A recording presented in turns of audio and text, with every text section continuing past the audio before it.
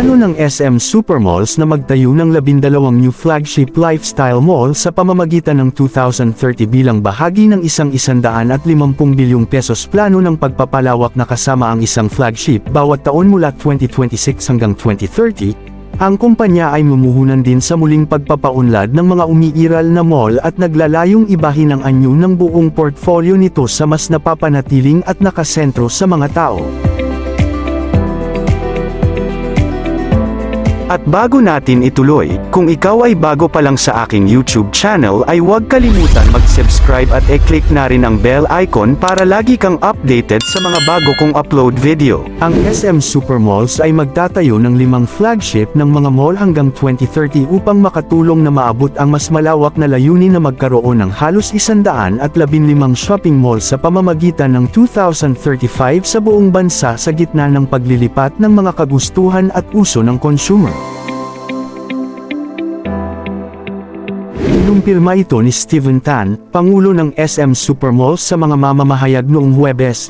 Sinabi ni Tan na bubuksan nila ang SM Santa Rosa, Yulu, sa Nuvali in 2026, SM Harrison Plaza sa Maynila in 2027, SM Malolos sa Bulacan in 2028, Cavite in 2029 at Pasay in 2030. Ang SM ay kasalukuyang mayroong 88 shopping mall sa bansa, kasama ang SM La Union na magbukas by October, ayon kay Tan. Sa kabila ng pag-antala ng pagbubukas ng SM Zamboanga sa unang quarter ng 2026, sinabi niya na, naglalayon pa rin sila na magkaroon ng 100 mall sa pamamagitan ng 2027 o 2028.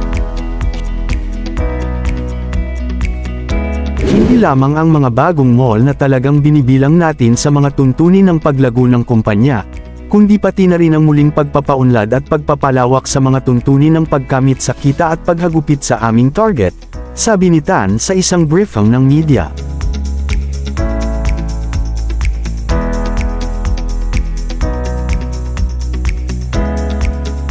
Plano ng SM Supermalls na mumuhunan ng 150 bilyon pesos sa pangunahing muling pagpapaunlad ng 16 na umiiral na mga mall at ang pagtatayo ng 12 na bagong lifestyle mall.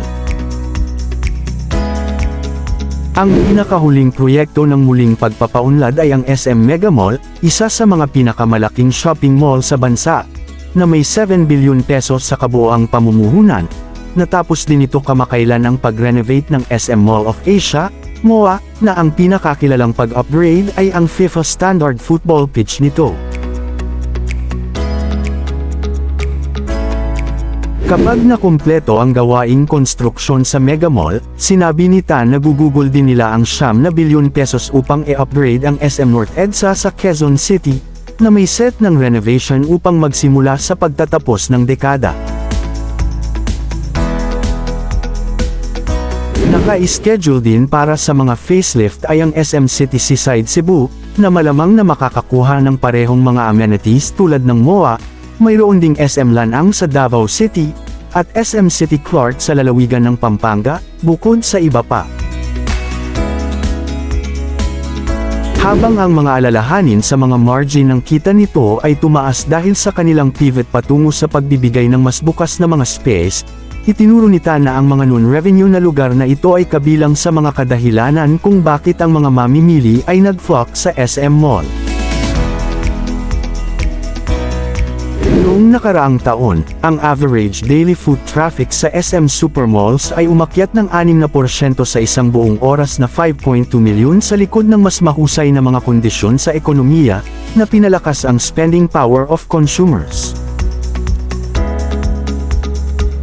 Sa pakikipagtulungan sa Spurway Sports and Play, ang isang matagal na pinlano na proyekto ng football ay sa wakas ay naging isang katotohanan.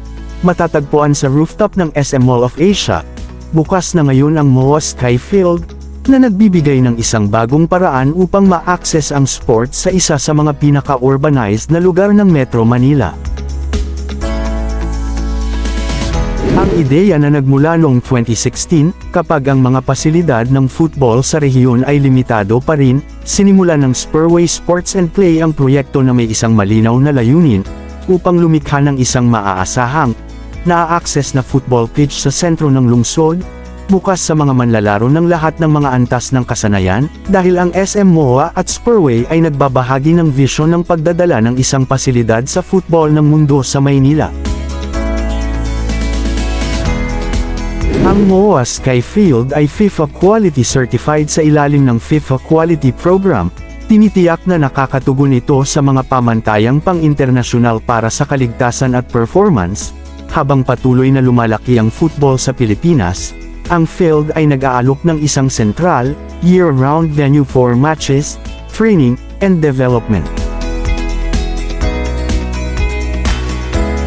Samantala, ang SM Mega Mall Concourse Modern Busway ay isang bagong hub ng transportasyon sa ilalim ng konstruksyon upang mapabuti ang pag-access sa commuter sa pagitan ng EDSA Busway at mall. Ito ay itinatayo upang maging isang moderno, komportable, at naa-access na pasilidad, hiwalay sa istasyon ng MRT3, at sa kalaunan ay magbibigay ng isang mas mahusay na koneksyon para sa mga commuter. Ang proyekto ay nagsasangkot ng pansamantalang konstruksyon, kabilang ang trapiko rerouting at pagsasara ng mga linya, habang ang bagong istasyon ay itinatayo. Upang lumikha ng isang dedikado, moderno, at komportableng busway concourse para sa mga commuter na naglalakbay papunta at mula sa SM Mega Mall. Ang bagong concourse ay mag-aalok ng mga tampok tulad ng konektado at sakop na mga daanan na upgrade na Wi-Fi, at mas maraming pampublikong banyo. Ito ay dinisenyo upang mapagbuti ang daloy ng mga commuter at maging hiwalay sa istasyon ng MRT3 upang maiwasan ang kasekaipan. Ang proyekto ay isang pakikipagtulungan sa pagitan ng Department of Transportation, DOTR, at SM Prime. Ang SM Mega Mall Busway Station at Concourse kapag nakumpleto, ang mga commuter ay dapat magkaroon ng isang sakop at maginhawang lakad sa pagitan ng EDSA Bus Carousel at SM Mega Mall Building A.